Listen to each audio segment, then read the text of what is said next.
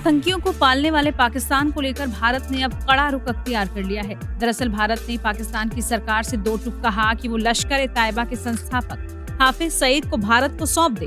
Pakistani media के मुताबिक भारत ने कहा कि हाफिज सईद पुलवामा में हुए आतंकी हमले का मास्टरमाइंड है।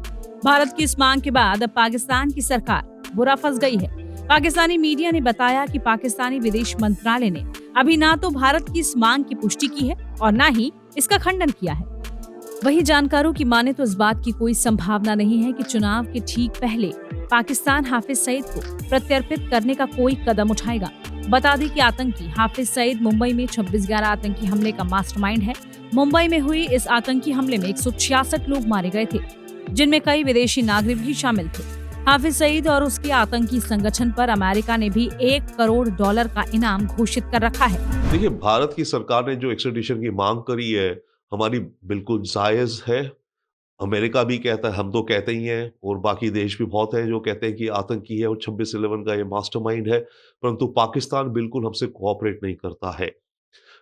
अब ये जो हमने फ्रेश रिक्वेस्ट डाली है, इसका भी अनफॉर्चुनेटली मुझे ये नहीं दिखता कि पाकिस्तान कदम उठा के बोलेगा ये रहा हाफिज सईद, आप इसे हम वापस कर भेजते हैं आपके पास।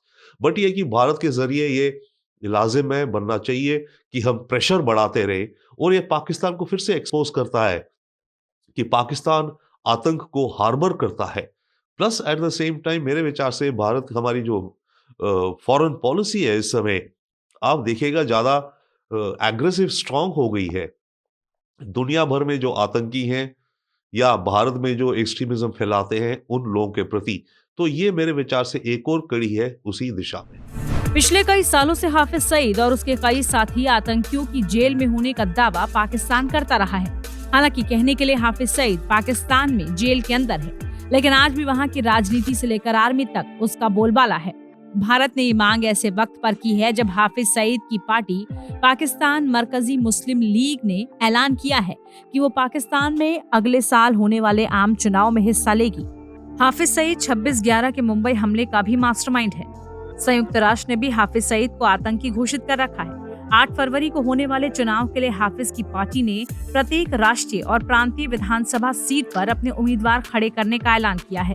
बता दें कि आतंकी हाफिज सईद का बेटा तलहा सईद भी लाहौर से चुनाव लड़ने की तैयारियां कर रहा है। इतना ही नहीं, हाफिज से जुड़ा संगठन पाकिस्तानी अवाम को चुनाव में इस्लामिक स्टेट का सपना भी देख रहा है।